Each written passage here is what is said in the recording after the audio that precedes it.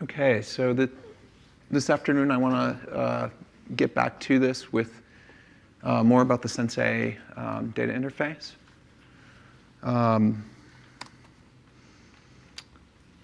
So there's when you're thinking about running your simulation and what you're going to do for Viz, how do you choose between these different options? You've got Libsim, Catalyst. There's another one called ADIOS. There are new tools such as Index. There are tools like Osprey. You could write something custom. You could write some renderer. You could write some analysis code. You could use VTKM. So you have a lot of choices. How do you decide? What we want to do is enable the use of any of these backends. We want to enable people to develop any analysis routine and have anyone else use it and have it be completely portable. And we want to make it easy to do. So for the SENSEI 1 project, which wrapped up last summer, we were focused on ADIOS, VisIt, and Libsim. ADIOS, Libsim, and Catalyst. We also did an Osprey demo. But that was kind of what we were focused on.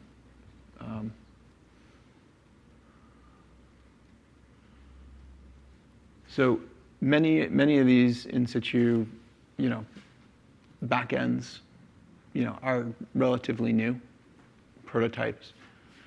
However, over time, there are production, ready solutions such as Libsim and Catalyst. Another player is ADIOS, the adaptable I/O system. This ADIOS is very unlike Libsim and Catalyst. It's an I/O layer, so ideally, its API is all based around file I/O and traditional file I/O where you write data to disk. But what the adaptable part is that you use the ADIOS API, and you can, instead of writing to disk, swap out what's doing the writing with something else and accomplish things like memory-to-memory transfer across a network. ADIOS has other features for selecting data and doing all kinds of data transformations, analyses. The data representation is as basic as it gets, though. You're limited to arrays and Cartesian, extent-based meshes, which we've talked a lot about. They're very common, but there are many more complex types of data as well that aren't, handled by those. So we've talked a lot about, Catalyst and Libsim, and Jean's demoed those. So I think we have a good understanding of what those are.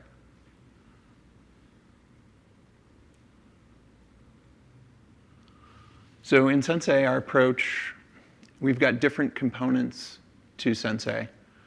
The first one is the data model. The simulation uses the data model to present its data to a potential analysis.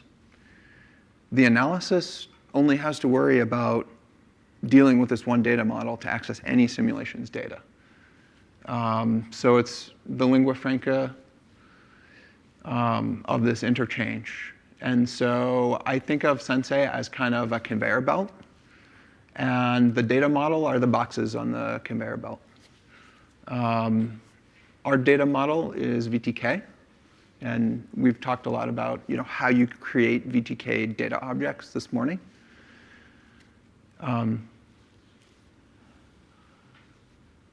So in addition to the data model, we have data adapters. So the data adapter is a piece of code provided by the simulation. So a new simulation with a new data representation will write a data adapter, and that data adapter provides the API that can be used by analysis. So an analysis, when I say analysis, I mean something like Catalyst, Libsim, ADIOS, Osprey, VTK, something that needs to access data to do its job. So the data adapter defines an API. An analysis will use that data adapter, and the simulation writes the data adapter to do the conversions from its data structures to the data model. And with Sensei, there's a library of analysis adapters and data adapters that come with Sensei. So for instance, you will not have to do any coding to use Catalyst. You will not have to do any coding to use Libsim or ADIOS. The minimal you'll have to do is write a data adapter. And then with that data adapter, you will have access to all of the existing analysis backends. So what does this do? This gives us a write once, run everywhere system. From the simulation side, the backends are completely interchangeable. You can run your simulation with Catalyst. Without changing anything in your simulation, you run it again, you could reuse Libsim. And it makes things uniform for the analysis side, the backends. They use the data model to access the simulation data, but they don't need to change any of their code to access data from a different simulation because they're using the fixed API. So this makes things interchangeable for both sides. So our data model, as mentioned, is VTK.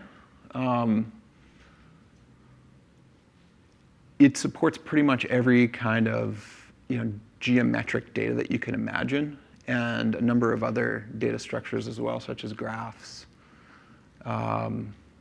tables, many different, in addition to mesh-based, many different data sets can be represented. And it supports zero-copy transfers. Although VTK has these complex mesh objects, you can actually just put arrays into them without actually building up arrays. If your simulation generates coordinates in XYZ arrays, you can pass those pointers into VTK and tell VTK, just use the pointer. So no need to copy.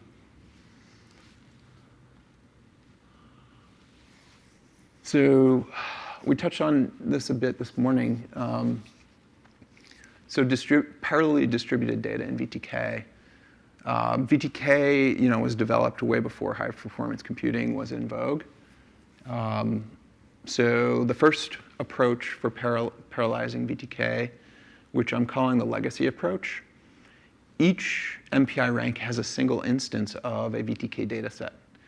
Now, VTK dataset is a certain base class in VTK, and many of the basic types of data are derived from that, such as image data, rectilinear, unstructured. Those are all examples of a VTK dataset. And these datasets also come with various tags or information that describe where they fit in terms of the whole parallel dataset, such as the piece number or the Cartesian extent. So that was great. That got us through for a number of years. As simulations got more advanced, in AMR simulations got developed. We need something different because each rank may have a number of data sets or blocks.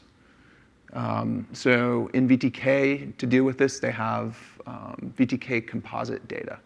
So when I say composite data, that's a term in VTK, that's a base class in VTK. What all of the data sets derived from VTK composite data sets have a tree structure. And the way to think of it as a multi-block data set where there are some number of blocks, some arbitrary number. It can be anything. There can be hierarchies. There can be nesting. The blocks don't have to be Cartesian or rectangular. They can actually be unstructured. They can be point clouds. But the idea is that the data is partitioned into these blocks. And you can have any number of blocks per rank.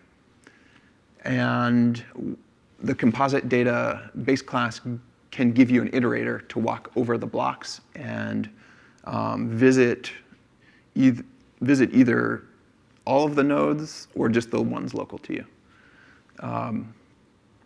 But when you iterate over all of the nodes on a given rank, the ones that are not local are represented by a null pointer.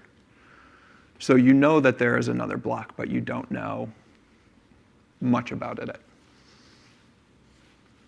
So the figure there just shows what a multi-block would look like for 2 blocks on 2 ranks. It's just a tree with two leaves.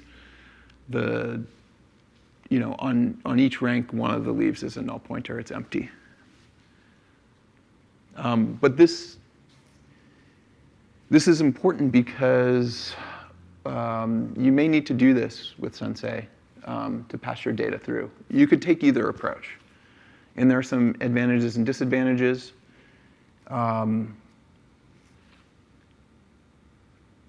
Some of the features in ParaView aren't applicable to multi-block data sets, although hopefully that will change over time. But it's much more flexible than the legacy approach. So as I mentioned, you could represent a lot of different types of data. And so this is an inheritance hierarchy, and it's kind of complex, but you've got VTK data object, and VTK data object is the class that's used in our data model in Sensei.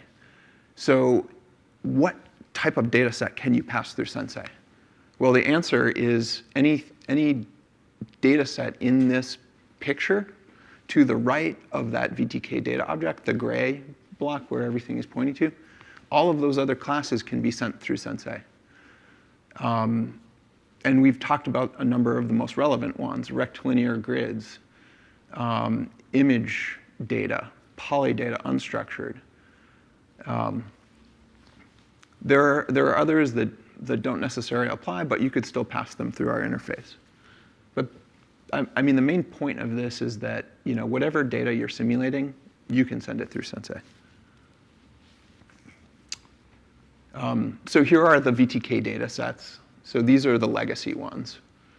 They're the most relevant, and this is where you should look first. Even if you have a multi-block scenario, you'll want to make the blocks out of these. And the composite data set. So everything below the gray box there, the composite data set, shows you the different types of tree-based data sets in VTK. The multi-block and different variations for AMR.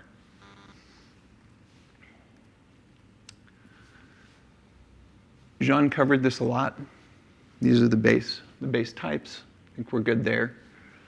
In terms of the different arrays that you pass your scalars and vector data, tensors, et cetera, VTK supports basically every type that has a native representation on an Intel CPU.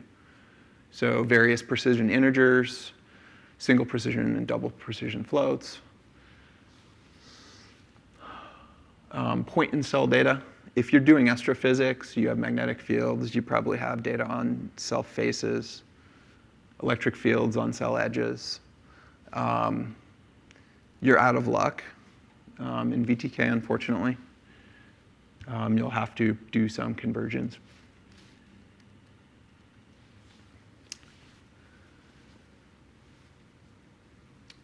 So for in situ, it's very important to use zero copy when it's possible.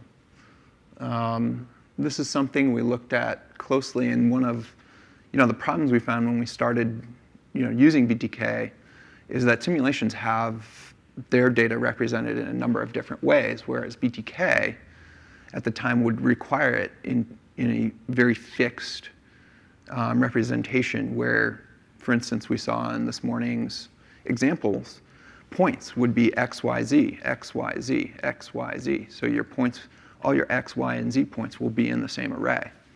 Simulations don't do that because that's terrible for performance. In SENSEI 1, we address this. We have on our team, we have members from Kitware. We were able to do some profiling of the different layouts and convince them that, yes, it's way faster to have things separated. In VTK, there's a base class for all of the arrays. So they have typed arrays. Underneath the typed arrays, the typed array is a facade over a template. Underneath the template is a base class. So in that base class, we made all of these changes to support these different layouts. So using the VTK API, we can actually hide the fact that we have, for vectors, coordinates, tensors, we have an array for each component rather than the interleaved. And this was new in VTK 8.0. So the array of structures. This is the interleaved. This is the old way that VTK has always done it, where you have XYZ, XYZ, and so on. If you have tensors, you'll have 6 or 9. Then it will repeat. Zero copy is possible with that layout. So if you have that layout, don't worry about it. You can do zero copy. This is also, showing how to do zero copy with a scalar. Because if you have only one component, it doesn't matter. And you can use this. This is the default in VTK. So if you just create a new VTK array and you tell it there's more than one component, this is the layout that it expects. The zero copy is the set array line right here. This is the zero copy line. This just tells that you have 3 times your mesh size. This is, say, if it's a 2D mesh, and NXY is the product of your number in X and Y dimensions, and you have a vector field with Vx, Vy, Vz, that this is the length of that array, and you're telling it that it has 3 components, and this is a pointer to that data. So that's the zero copy. The 0 is telling VTK to if it owns it or if you want to own it. So it's actually, the flag is called save. So you're telling VTK not to save it. That means VTK owns it, and it will call free. There's also additional API here that, I didn't use the full API. There's default arguments beyond that. You can tell it to delete things with delete from C++, if need be, if you want to pass ownership. So with a zero copy array, you use it as you would always use it. Once it's created and you pass your array in, and you tell VTK to take ownership, it's going to free it when it's done. You pass it into your image or your mesh as usual, and you're done. Now, this is the more interesting feature when you have the layout where your components are in 3 different arrays. And this is the new feature that came out in VTK 8 that we developed for SENSEI. It's called a structure of arrays layout, and it's used by many simulations. So this is the template class, and you just tell it the type that you're going to use.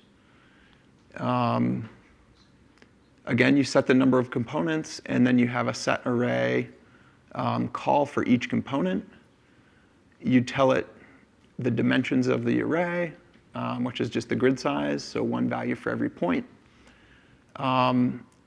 This parameter here is telling VTK to update the size of the array internally, so it knows how big it is. And you only need to do that once, so you don't need to pass it on those other ones, those other calls. And so the main difference now is that you're just passing in the arrays, and you're telling, these are pointers to the data, the Vx, Vy, Vz, and you're telling VTK which component it is. And then from that point on, it's business as usual. So that's how you would do a zero copy with this type of layout. And this comes into play when you're writing SENSEI data adapters. So the SENSEI data adapter is a base class in SENSEI that defines the API that the analysis backends are going to use to access data. So simulation codes need to write a data adapter to present their data in our data model, which is the VTK data object. And to do that efficiently, the simulation people who are writing the data adapters for a simulation are going to want to use the zero copy APIs.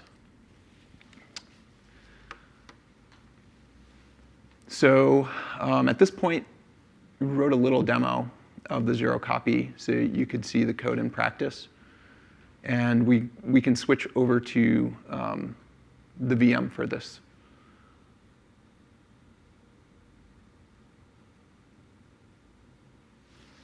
So I will do that.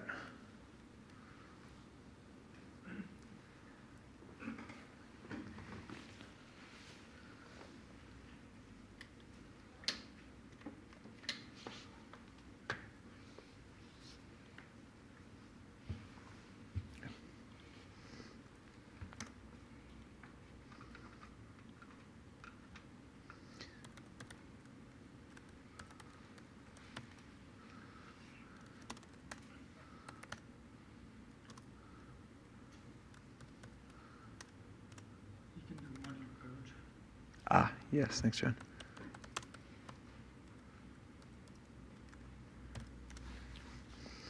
Mac's also not my keyboard. Going to load the VTK module. Now let's look at this project really quick. So very simple project. I've got one source code in there, the zerocopy.cpp file.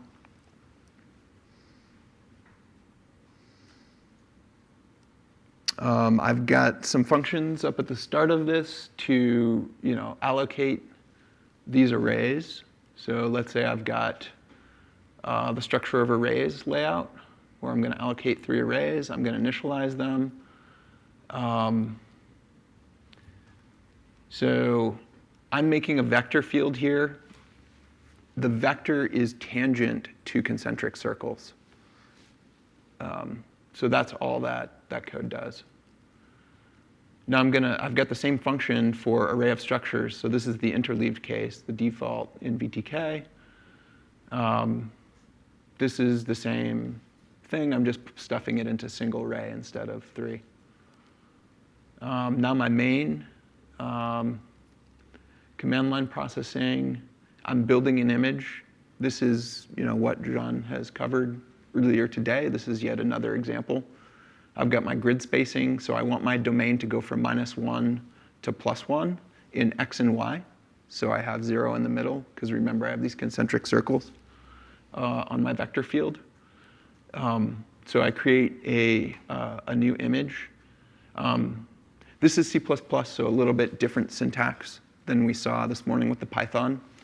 One thing I'm using here, oops. Let's see.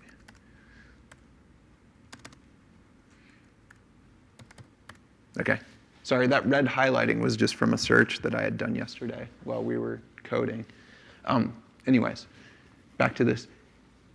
VTK has, VTK objects are all reference counted objects. You can never create a VTK object on the stack. You always have to new a VTK object. However, VTK has its own reference counting implementation, and the constructors are all protected. So you can't actually call new on a VTK object either. So you have to use these VTK static allocators, VTK : new, to allocate one, and you always have to delete it, which can be a hassle if you have a code that branches around a lot.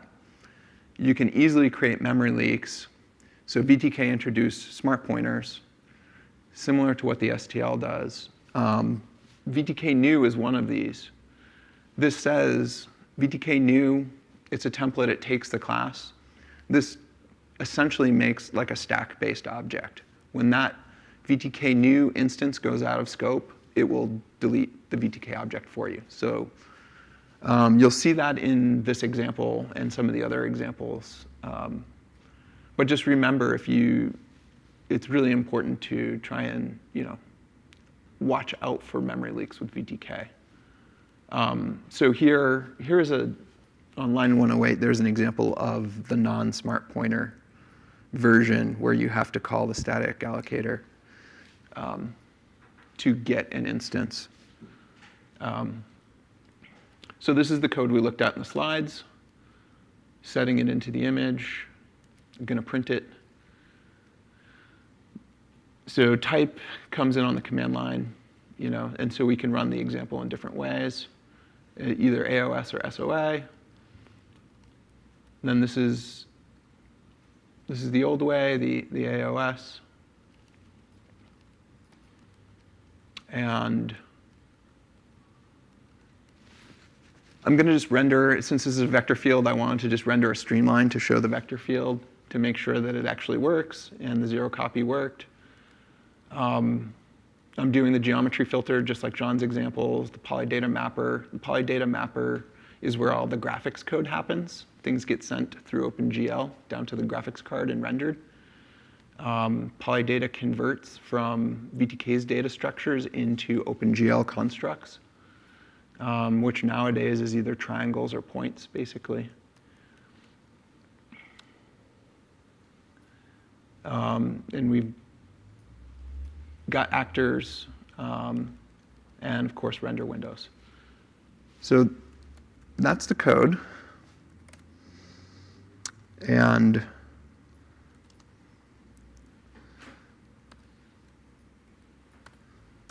I've got a builder. I like to do things inside of a build directory because it makes it easier to clean up. I'm just going to delete the contents of this build directory.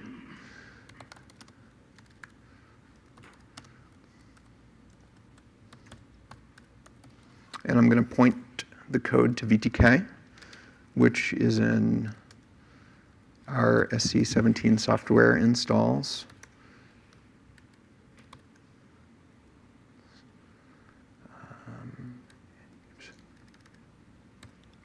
Our install is in 800 live CMake folder. This is what CMake needs to do to find the VTK libraries. And I point it to the source code. And that's configured. Can make it.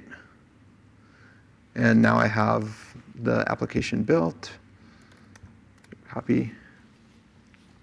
And you guys can feel free to do this in your VMs as well. And take a look at this example offline if you need some template code for the zero copy.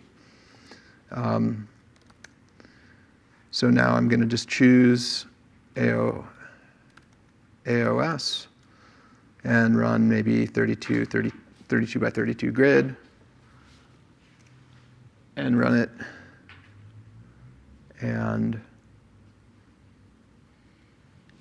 I've got my 32 by 32 grid, I've got the concentric circles, and I've traced one streamline through it. I printed out the contents of that array according to VTK using its print statement or print method.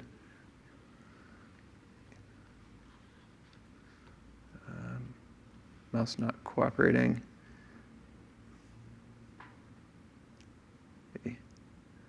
Okay, the precision on the mouse is a little bit. Let's see if I can just resize the window.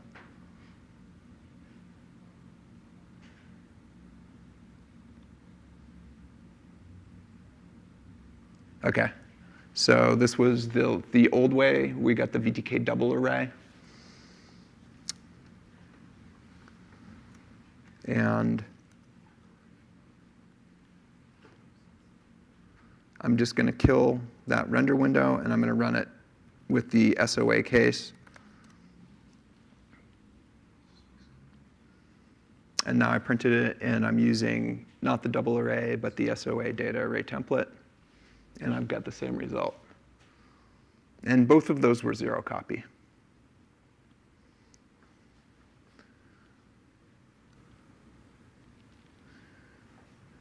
So the takeaway is if you're ever instrumenting a simulation code, to try to do that if you can, so that you don't have to make copies of the data. And if you end up doing that, you've got a template now for that.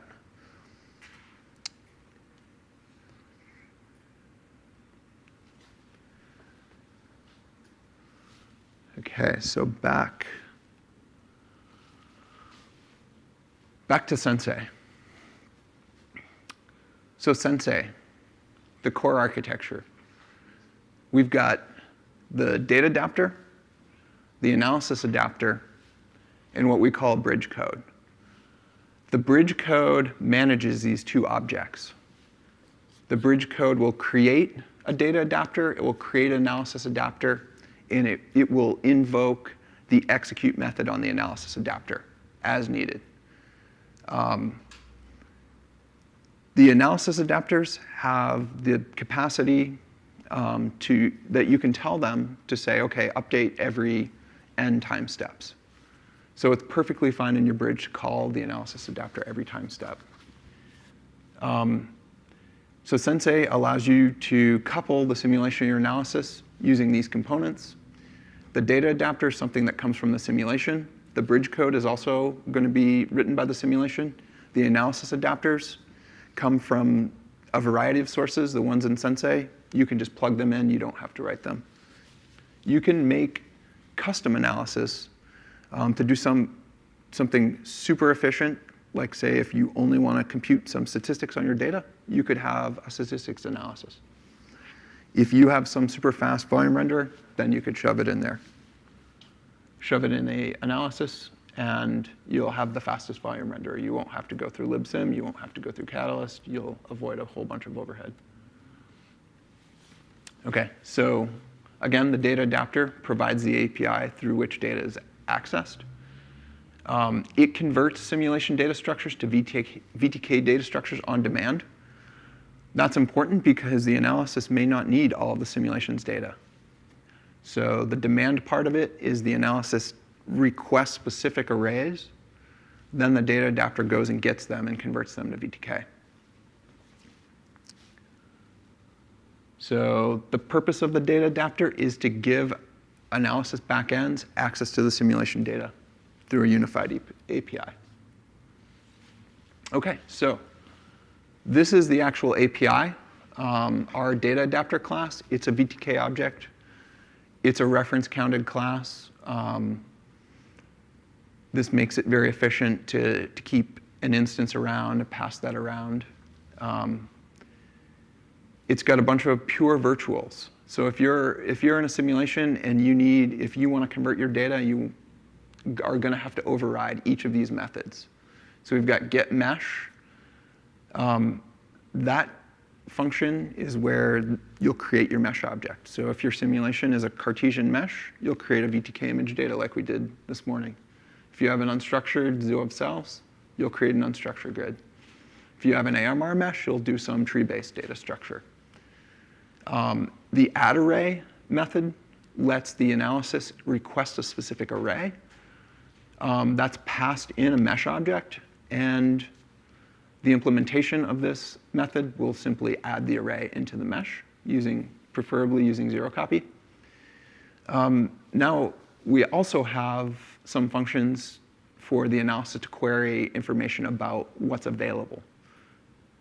Get number of arrays, get array name for the ith array. Release data tells the DataAdaptor to free up any resources it can. And we have some API for setting the time and time step. So this is the SENSEI 1 API. It's very minimal, very basic. The DataAdaptor writer doesn't have to do that much. That's an asset and a weakness. For SENSEI 2, we are revising this we realize, one of the things we realized out of Sensei 1 is that we need to pass more metadata than just the array names. So that's ongoing work, but I will talk about that a little bit later. So the other side of this is the analysis adapter, the libsims, the catalysts, the ADIOS, the consumers of data. So what is the API for implementing one of those? So the analysis adapter is going to be invoked by the bridge when it's time to update when the data changes. And the analysis adapter is passed an instance of the data adapter, which it will use to access the data. So this is the analysis adapter API. It's extremely simple. It's that single function, execute, and when you call execute, you have to pass it a data adapter. In that execute function, the implementations of that, the one for Catalyst, will do all of the gymnastics to take that data and shove it into Catalyst. The libsim adapter does the same for libsim. But very simple API. This lets a simulation invoke analysis backend with a single function call. So to pass your data in, if you have a simulation code and you want to do some visualization in libsim, you're just calling this one function. So the bridge. The bridge, again, manages these objects, and you're going to create a data adapter for your simulation. Every time you want to update the visualization and analysis side, you're going to call the execute method on the analysis adapter and pass it your data adapter. And then, of course, in your finalization stage, you want to clean this all up and shut things down cleanly. Things like libsim, Catalyst, they need to be taken down before MPI finalize. You're going to have to do all that stuff. Simply by deleting the adapters. So with the array of analysis adapters, we've got ADIOS, we've got libsim, we've got Catalyst.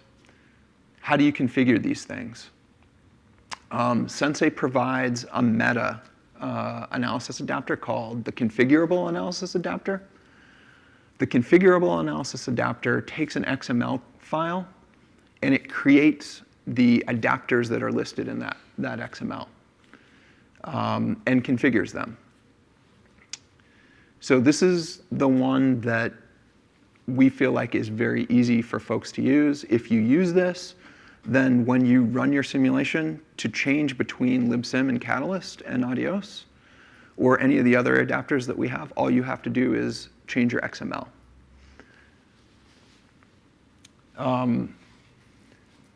That's the most easiest one. So there may be like some special, single purpose, analysis adapters that are hardwired and need no configuration. Some of the back ends may have additional configuration. Like we saw, Catalyst takes a Python script. We also like to see VisIt be able to do that as well. Also, some of these backends are configured via state files or session files, such as Catalyst and libsim have this capability to take a saved out state and load it back in. That's not a Python script.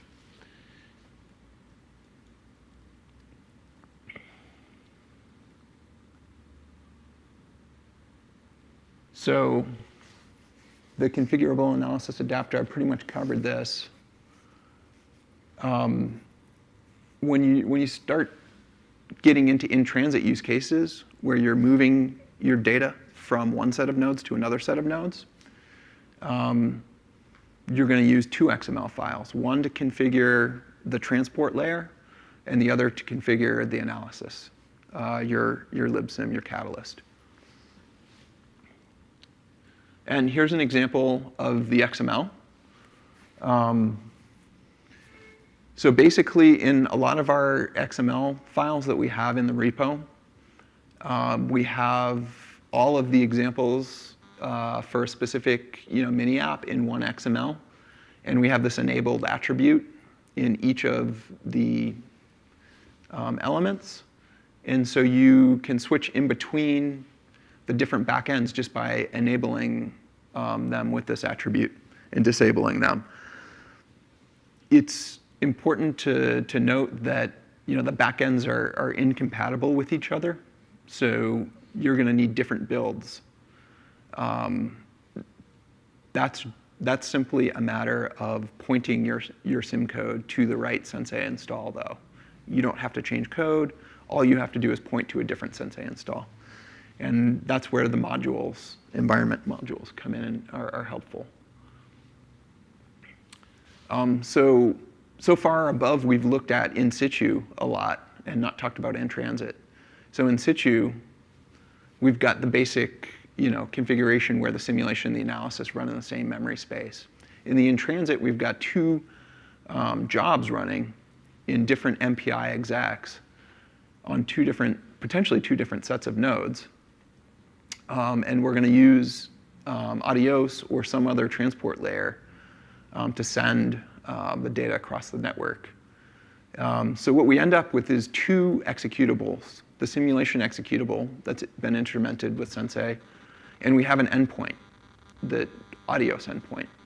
The ADIOS endpoint is a C++ main code, so a little mini executable that builds with Sensei, and it can read data from ADIOS. So when you run this endpoint, you give it a file name, and it uses ADIOS to open that file. ADIOS can be configured at runtime to select between a number of different transport layers. And so it can receive data over the network. We then use this ADIOS DataAdaptor with the Sensei API to set up, to pass and invoke one of the other backends. So in the brown boxes, we've got the ConfigurableAnalysisAdaptor. These are the ones that take the XML and read it and create whatever adapter the XML says. So on the sim side, we tell the configurable analysis to create an ADIOS analysis.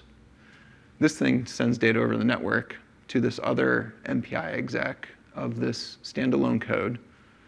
This guy uses an ADIOS data adapter to receive that data, and he passes this to an instance of ConfigurableAnalysisAdaptor.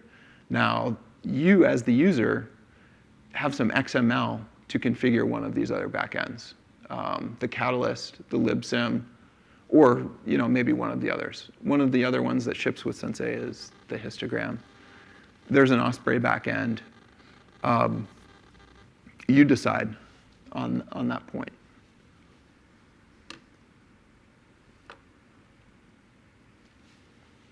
So that was the overview of the Sensei architecture. Now I'll say something about Sensei 2.0.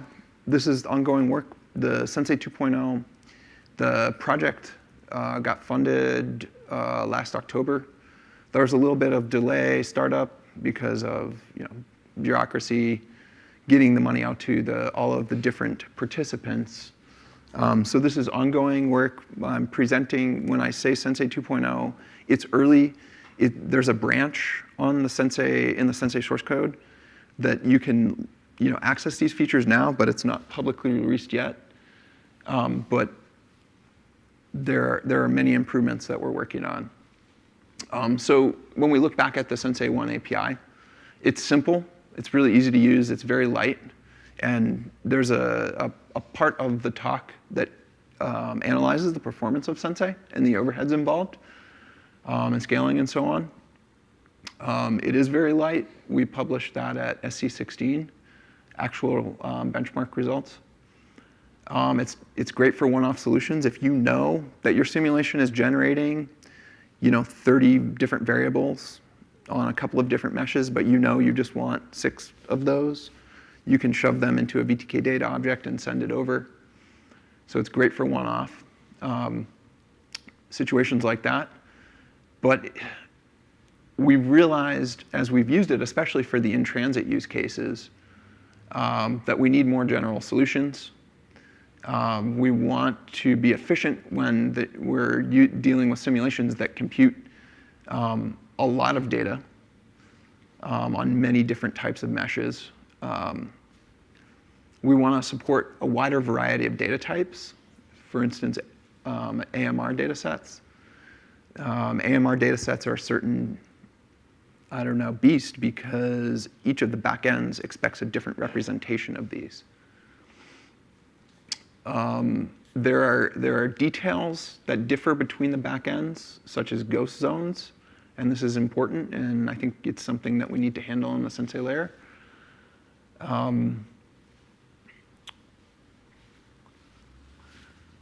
So these are kind of the critiques of the Sensei 1 API. So this is the current state of the 2.0 API. It's gotten a little bit more complicated. We still have all of the functions that we had before, except now we also have a way to get the number of meshes that a simulation can provide, a mesh name, and associate a mesh name with each of those. And then when we call getMesh, we're expected to pass in a mesh name and use that also when we're adding arrays. We're looking at all different types of metadata here, but this is where we're at. We're currently discussing what metadata we need and how best to represent that. It's currently in the form of this API. We could go a number of different ways. As I said before, we're taking the best practices from the different experiences of what's already out there. We've got Libsim and Catalyst and ADIOS developers on the team. Libsim has, in my opinion, a pretty good solution for this metadata issue already. So we may end up, adapting what Libsim does and have a very rich metadata model. So this version of the API is in a branch on the Sensei repo, and you can start using it now. It's installed on the VM as well. So on the VM, there are different Sensei modules. So the Sensei modules are all associated with a specific backend. As I mentioned, the backends are incompatible with each other. So we've got a Sensei install for each. And we've got a version 1.1, which was the release for supercomputing last year. And we've got the 2.0, which is this branch. It's likely that it will evolve from this slightly, but there are a number of really useful features in that branch. So changes that we've got for the AnalysisAdaptor so far, we've added a virtual finalize function. And this is so backends such as Catalyst, Libsim can clean up and shut themselves down cleanly. We've added a programmable DataAdaptor. The idea with this is that instead of using polymorphism and inheritance to write your DataAdaptor, you can use a functional solution where you provide a callback that gets invoked. This is very useful for interfacing with other languages such as Python. And so in this Sensei 2.0 branch that we have, we've got a pure Python DataAdaptor that's implemented based on these callbacks. You could see, using this with Fortran, the implementation details. We're using, the standard function wrapper, which this standard function allows you to use a C-style function, a functor, C++, and you can even use a Fortran function with it if you're using the ISO-C bindings. So I don't know if anybody uses Fortran, but you could do it. Other topics of interest for Sensei 2.0. I've already talked about the metadata. AMR, we've got a number of AMR codes up at Lawrence Berkeley, AMRX, Chombo, M-to-N transit scenarios where you have different sizes of in your simulation job and your analysis job, and you're moving data across those. How do you optimize that transfer so the analysis runs really fast, and you can support different domain decompositions? So we're thinking about things like remeshing, some analyses that are done in phase space. We're looking at extending our data model to support VTK-M. So VTK-M is a complete rewrite of VTK for many core architectures, such as GPUs. So it's a complete rewrite. It's incompatible with VTK. It has a number of really great design features that are vastly improved over VTK. As we mentioned earlier, VTK is like 30, 40 years old. I don't know, maybe not 40. It's like 30 though. 25.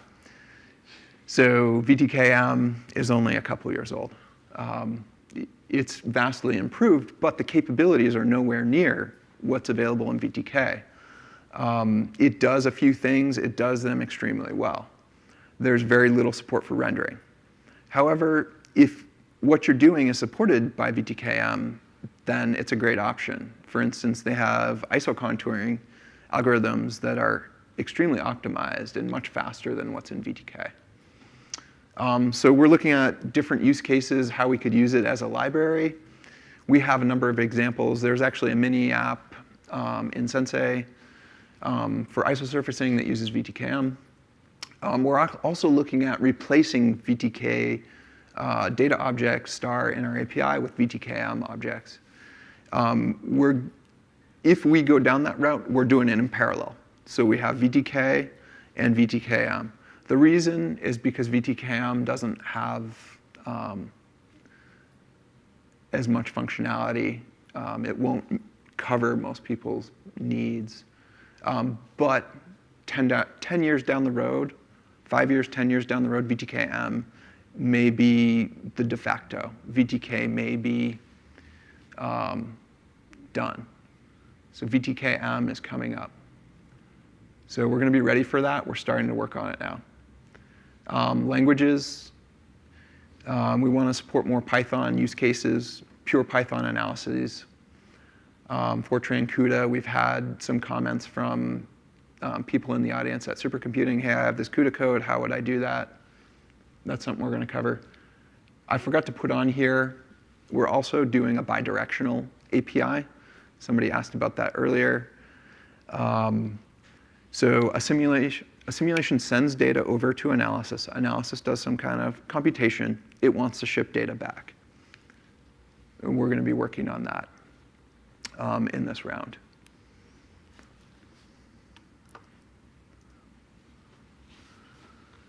And with that, let's see, where are we at? How much time do we have? We have an hour. An hour? OK. So with that, that's where I'm going to stop with SENSEI.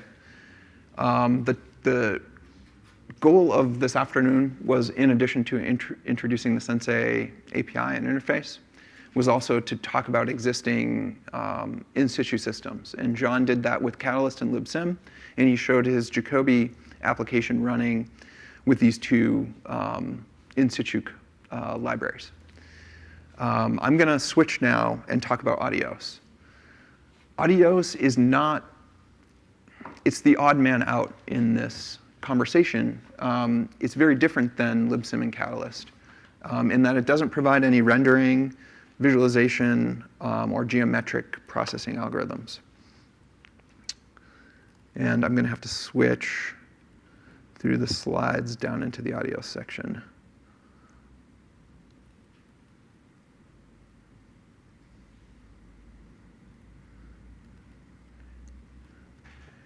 Maybe faster just to use the mouse here.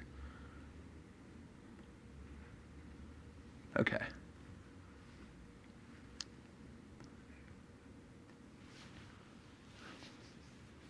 OK, yeah. So I want to talk a little bit about ADIOS and give you a feel for what it's all about. Does anybody have experience with ADIOS? Well, it's very, as I was mentioning, it's very different. But it is also an in situ framework.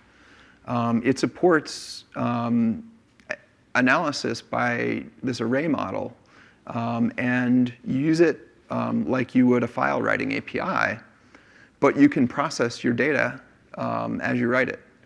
And ADIOS provides this API, and it looks very much like a write API like MPIO or HDF5 or POSIX. It looks like some variant of those type of things. And it's flexible in that you can swap in between those. So if you use ADIOS to write your simulation data out of your simulation, you can switch from HDF5 to netCDF with a one line of code or a runtime parameter by selecting the transport method.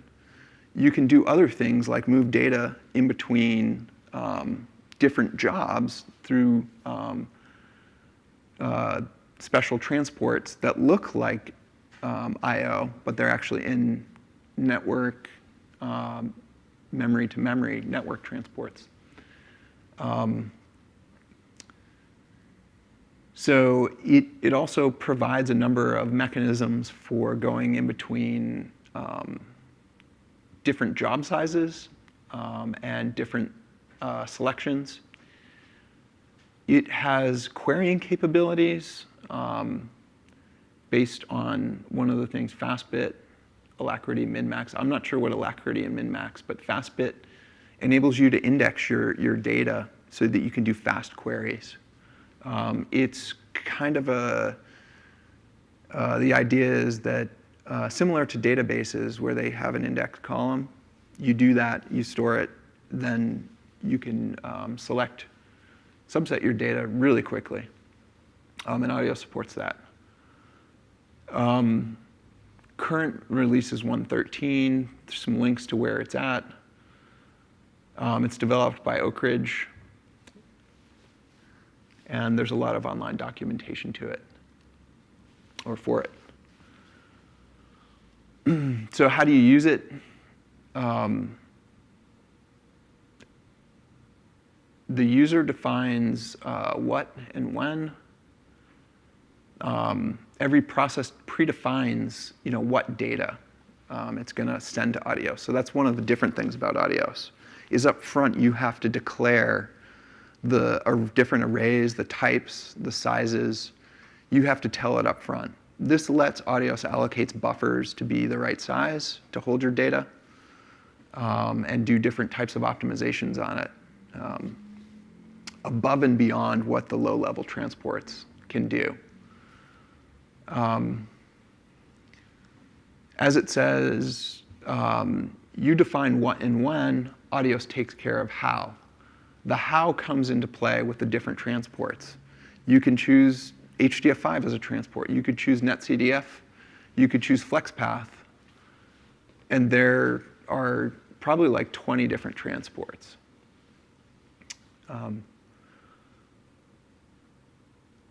One of the biggest difficulties for users is that they're used to all of these optimization tricks that they know to get fast I/O. You can't do any of those with ADIOS, otherwise you're going to be violating some of its principles. But it does give very good I/O performance. It can outperform the backends unless you're really highly tuning them because of these buffering scenarios that it does. And it has very tuned implementation. So for instance, for MPIO, there's a transport optimized for luster. There's a transport called MPI aggregate, which will collect data to certain writer nodes. Some of the things that the ADIOS researchers are interested in is, how do you combine these different scenarios to get the best throughput? And they're looking at different ways of running ADIOS, sending data to staging nodes, having ADIOS pinned to different cores. The in-transit viz cases that we're talking about, sending data across the network for analysis on different node configurations. ADIOS enables this by providing the transport to send the data over the network, and also the mechanisms for subsetting the data and remeshing it. With the caveat that they're fairly limited in what they support. They have very good support for Cartesian meshes.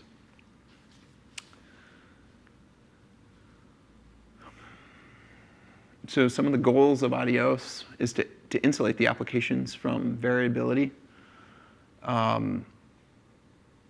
enables in-transit scenarios for in situ. On the read side, they have implemented the system where you declare what reads you're going to do before anything actually happens, and then you call perform reads, and it batches all of the reads, which it can use to perform some optimizations. Selections. You can subset the data, request different subsets than you've written out. You could do bounding box selections, point-based selections, right block selections. So a right block is basically give me the data that rank I wrote. So if you make a right block selection for 6, you're telling me, give me all the data that rank 6 wrote on the writer side. Even though on the reader side, you may only have 2 MPI ranks, you can pull data from any writer. I think the caveat with ADIOS is that not all of the transports actually work the same. Some of the transports have punted on some of the specification and said, okay, we don't care about that use case. You may start using it and find that it works well for certain scenarios and not others. Transports, there are a number of them. The ones mostly that you would probably be interested in are the Lustre, MPI Lustre, if you're running on a system that has a Lustre file system, and FlexPath for in-transit in situ use cases. So declaring the data. ADIOS expects you to declare exactly what you're going to write. If you have pressure, temperature, velocity, you've got to tell it the size of these arrays, the types, all up front. It does that typically through an XML file. But in something like SENSEI, we don't know what data is going to come at us. So we have to do it with this API. So for every variable that we're going to write or send through ADIOS, we have to call ADIOS define var. We have to give it a name. We have to tell it the type, the dimensions, the global dimensions, the local offsets. So the dimensions, global dimensions, and local offsets are this idea of the Cartesian extents that we were talking about in our data parallel VTK discussion. So that's the same thing. It will be, the global dimensions will be the lengths of all of the data on all of the processes. The dimensions will just be the sizes of the local arrays, and the offsets will be the index that they start at. Once you define all of your variables that you're going to write, you have to then tell ADIOS how large this thing is with the ADIOS group size. Then every time you want to write your time step to disk or in transit, you go through and you call ADIOS write once for each variable, and you give it the variable name, and ADIOS does the rest. So that's the write API. The writers define the variables, tell it the buffer size, and then do the writes as needed. On the read side, you've got to create a selection. That tells ADIOS where to get the data from. The write block tells it to pull from a specific rank. You make a number of read operations to read your variables in with the ADIOS schedule read. Nothing happens when you call this. It just queues up a read request. And then once you've queued everything up that you need, you call ADIOS perform reads. This lets ADIOS do some optimizations, some batching of the reads, and potentially get you much better read performance. So I've set up an exercise for introduction to ADIOS using those API functions that we just covered in the slides. We can either do this as an exercise where you guys code, or we can do it as a demo. So both are in there. I will suggest that you do it as a coding exercise, and if you don't make it, then you look at the solution. So the exercise is to think about how you would write a VTK multi-block using ADIOS, and then read it in on the other side. Once you have that code, then you can start playing around with the different transports in the back ends. So I think what I'll do is I'll run through the demo and then let you try and code it. So in this multi-block data set, each rank has some number of blocks. So it needs to write its local blocks. So the blocks are identified by a unique integer. And so inside of the blocks, there are various arrays. Okay? So in the exercise, in the example, we're just going to have one array, and it's going to be a scalar array. And I think we're just going to use a double precision. So one way of representing something like that in ADIOS is by giving it the block ID and an array ID. So the array ID would let you differentiate if you had multiple arrays within a block. So this is going to be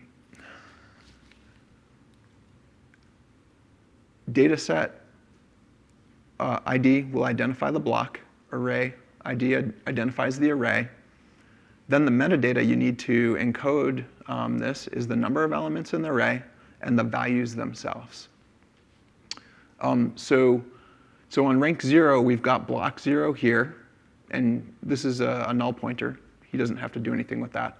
On rank 1, block 0 is a null pointer he ignores, and block 1 has some data. So rank 1 is going to have a 1 in these BIDs, and rank 0 will have a 0.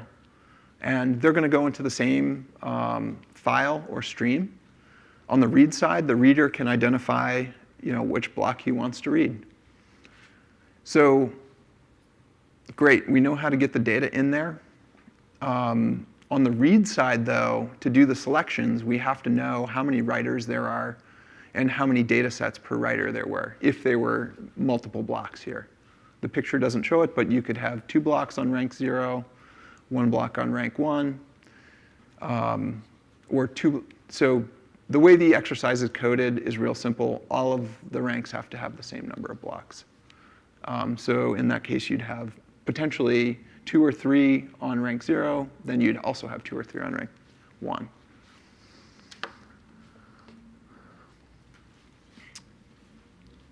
So this source code is in, actually, I don't think it's in that folder. I think I put it in the CSCS folder. My bad on that. Please ignore that. I'll show that in the VM in a sec. It's a simple make file. I didn't use CMake for this one. So once we get into this directory, it's in the CSCS, I believe. I'll pull that up in a sec. You just make. There are 2 C++ files in here. If you make it once, it creates a symlink to these, because I also have the solution in there. So definitely run make at least once before you try and open these up. And if you need to make the solution, then you add the target to the make command, make solution. Well, I'll show that in a second.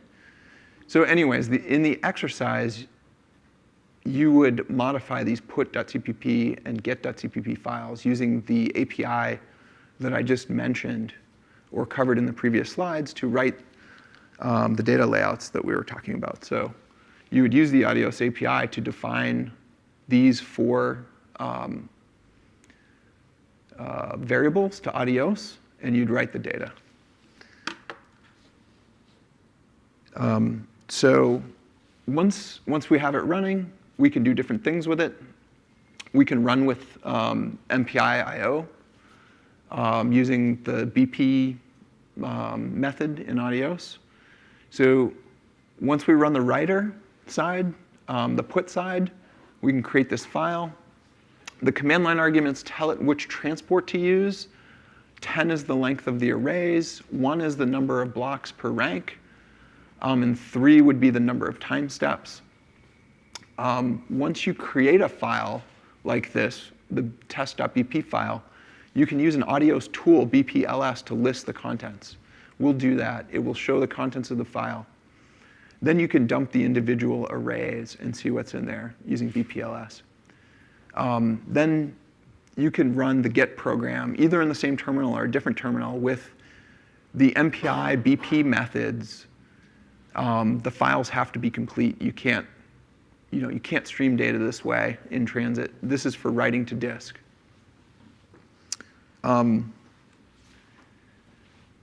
You can then do an in-transit scenario just by changing the method from a file-based method to a stream-based method, FlexPath, for instance.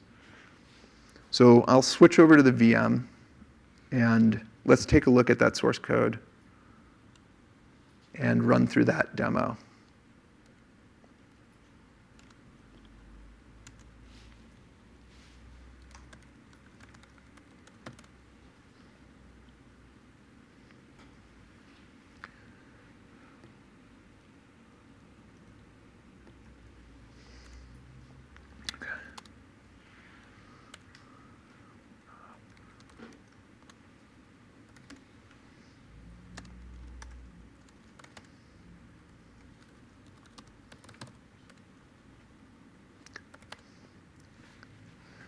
Okay. So the folder here is CSCS ADIOS M to N.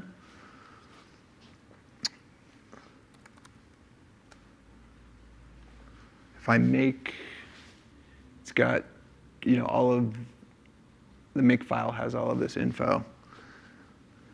Oh gosh, my terminal's too big with this font. Let me shrink it down a wee bit.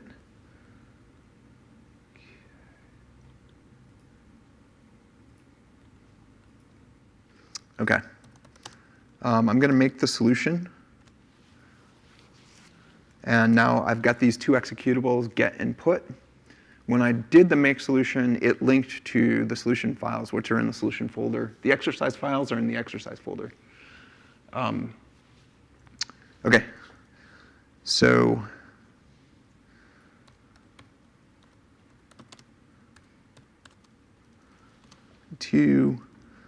I'll run the writer with the MPI transport, 10 array length, 1 block, and we'll say 2 time steps. So let's see what happens there.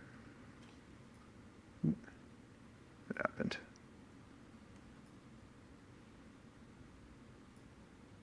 Okay. There's not a lot of error checking in this code, so I just gave it the wrong number of command line arguments. My bad. So let's see if I can make this terminal a little bit bigger. I close this one.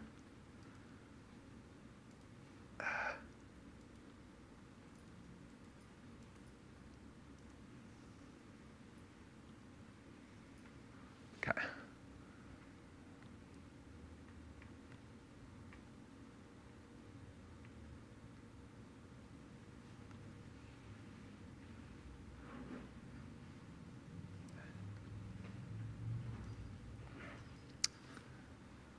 So it wrote the test.bp file, so bpls on that.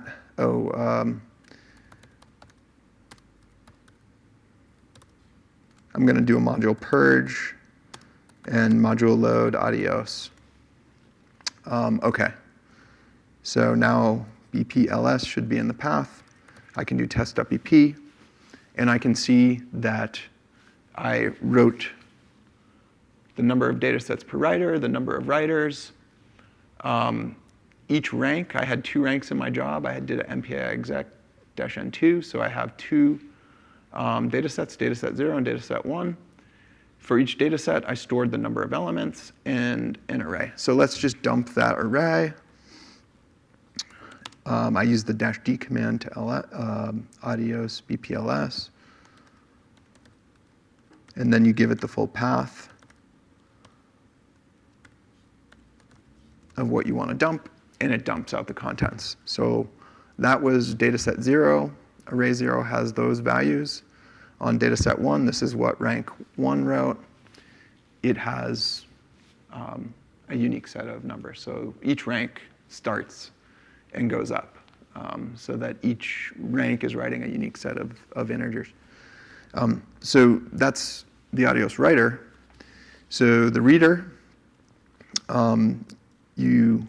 let's see, MPI exec. I'm going to do MP2. So this demo only works when the reader has the same number of processes as the writer. I'll do get, and I have to tell it the read method and the file. And then it's going to read the contents. Invalid read method. Okay. User error. The file name goes first. And the read side just reads and dumps those arrays. So same thing we saw with BPLS. OK, so that's the file-based I/O.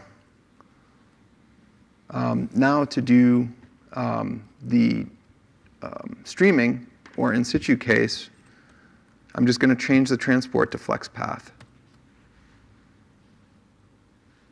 and run that. Now, I've coded this so that FlexPath runs synchronously. The writer will not move on until the reader reads the data. The reason I did that was because that's how we're doing it in Sensei right now. The reason is when you're sending these VTK data objects, they're actually quite large. If you want to do something asynchronous, you have to have the capability to buffer all of that data. And that creates a lot of complications. If you want to do that, you can go in and modify the code to do that. It's doable. You just have to deal with, you would have to know that you will have enough memory to buffer that. OK. So I open a second terminal. And I want to shrink it down just a wee bit so we could potentially see them together. So I will CD into the CSCS, ADIOS M10,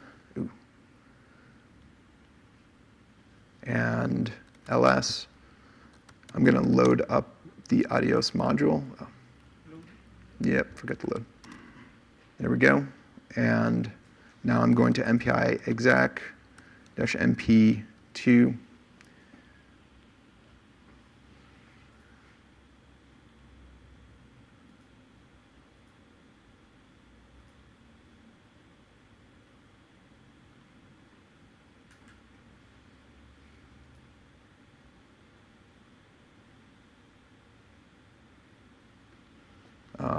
So MP2, I'm going to do the get side of things, the reader.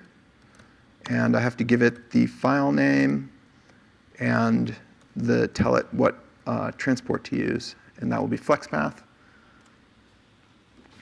And so what happened was, once I ran that, it read the data over the network. Nothing touched the disk in that case. And much like Jean was showing us the contents of a Sim2 file, when you tell ADIOS to use FlexPath, it generates a similar file to this, which we can see if we MPI exec the writer side and go over into this terminal. We can ls.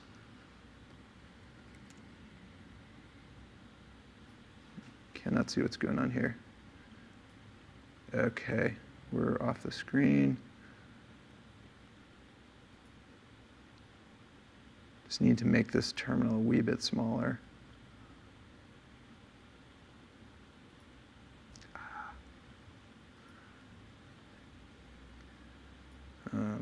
So annoying.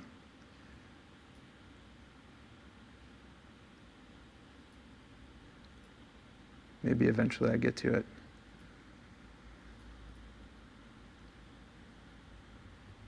Okay, finally, getting down there. Not yet.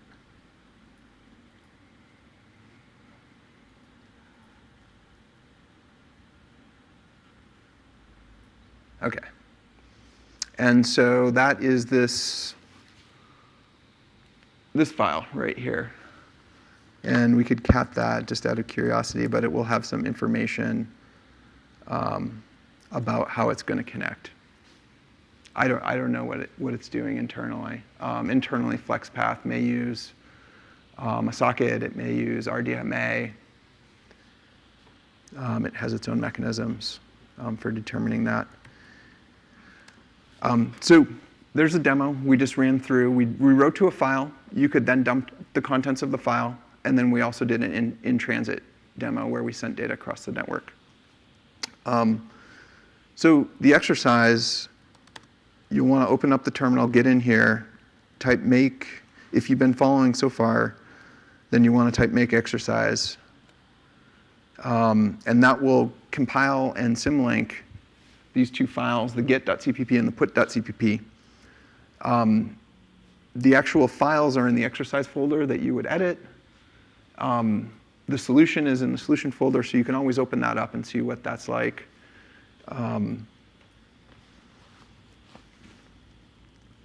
So we have some time left, so I'd like to try that. Let's just open up the get.cpp and take a quick look. So the get side is the reader. I'd recommend actually starting with the writer. Maybe I'll open that instead, sorry. Open up the put.cpp.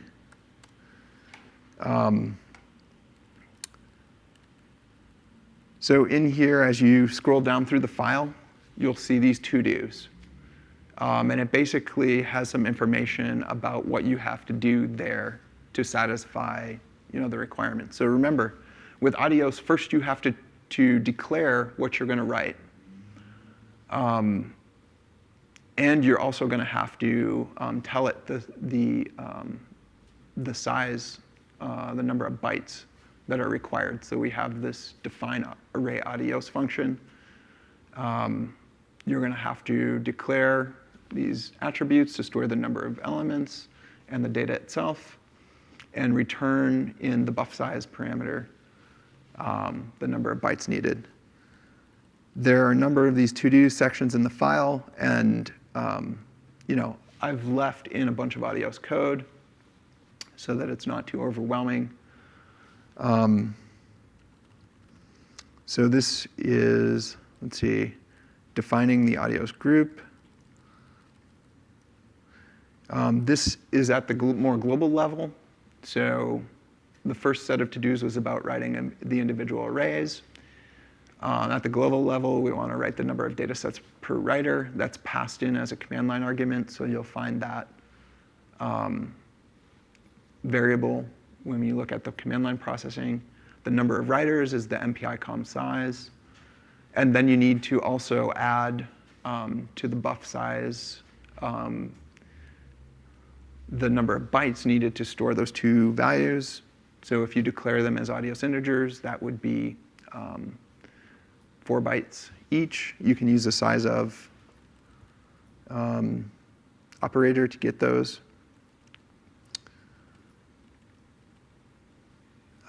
Then once you've declared stuff, you also have to handle the writing of the data. So there's a to-do for that, and it tells you the path here of where you're going to write and what you're going to write.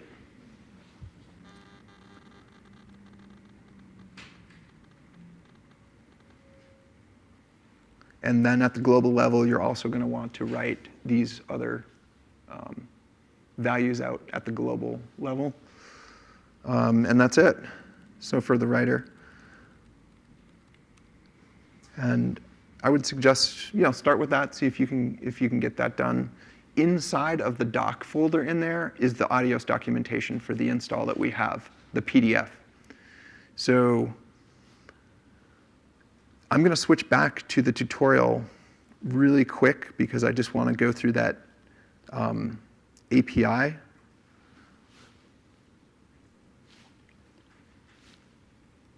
One last time.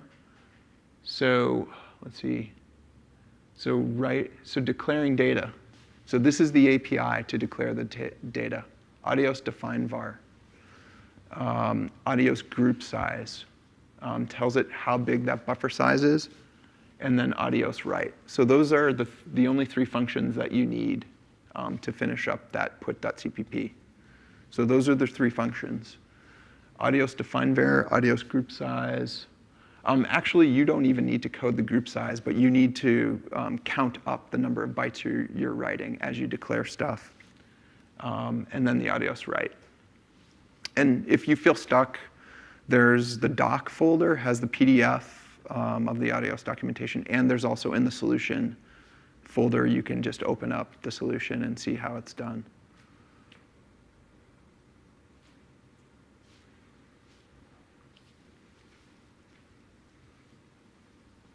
So I want to give you guys two hints that, now I probably should have said something about this, but so for the ADIOS type,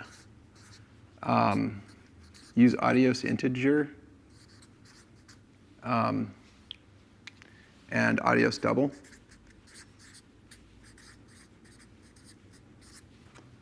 For the actual data, but for all of the other things like the number of elements, number of writers, use ADIOS integer. And then there's also in the define variable, there's also like a path argument to that function. Just pass a null pointer into that and put the full path in the name argument.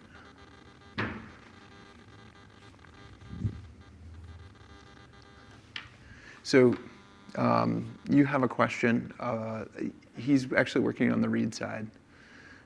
So he had a question, why do I have the ADIOS file wrapped in a structure?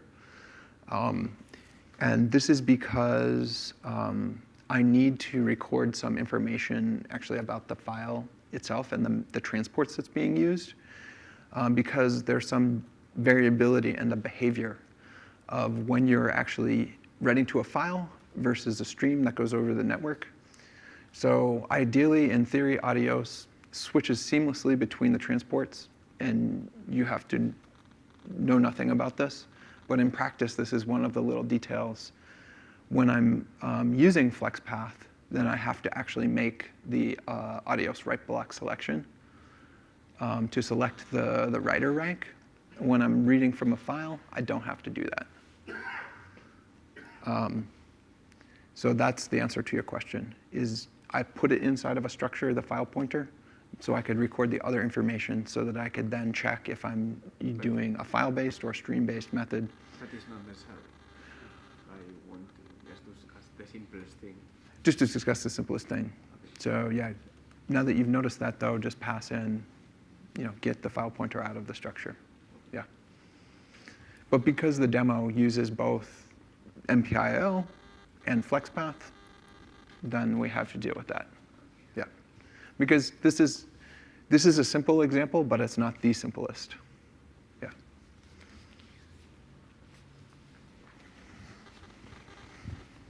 What's the last parameter? The last parameter is the number of time steps. So the methods, the size of the array. What is this then? That's the number of blocks per MPI rank. Okay. So this is not in the source is not described. Array then and Yeah, so there's a bug in like I didn't update that. I think after I change it, because if you look at the actual code, there probably is number of data sets per is num steps, right? So elements, data sets per rank, and then number of steps. Elements per rank. Or, Yeah. Yep. So Eduardo just point out that there's the help, the command line help string in the code is out of date with the actual command line parameters. So just watch out for that.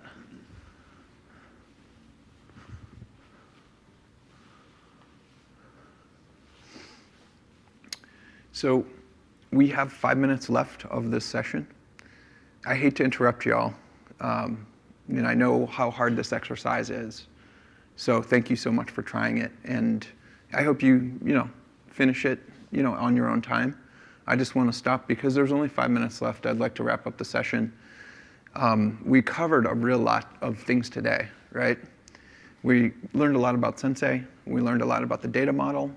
We learned how to create VTK datasets, a number of different types of them. We learned about multi-block. We learned about parallelism in VTK pipelines, extent-based and piece-based.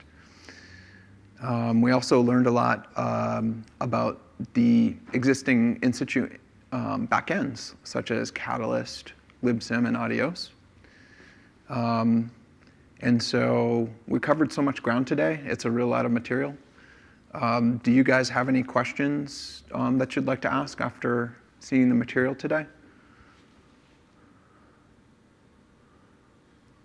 I think today's a big ramp-up day, and tomorrow we're going to apply. We're going to do more applying of what we've learned today. So please come back, okay? That's the message, yeah. Yeah, if you have any urgent question, please do so. Otherwise, we'll see each other tomorrow morning. Yeah, and so tomorrow what we have is the morning session is a lot of applied with SENSEI to show the mini apps using with different backends.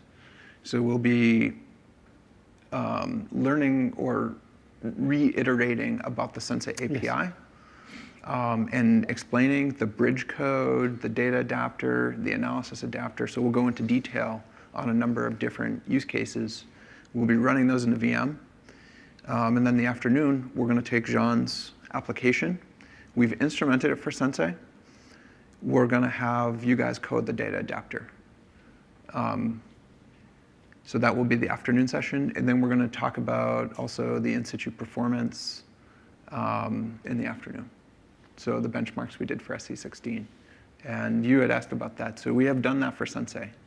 We didn't do that for Libsim, though. So we only have in the context of SENSEI.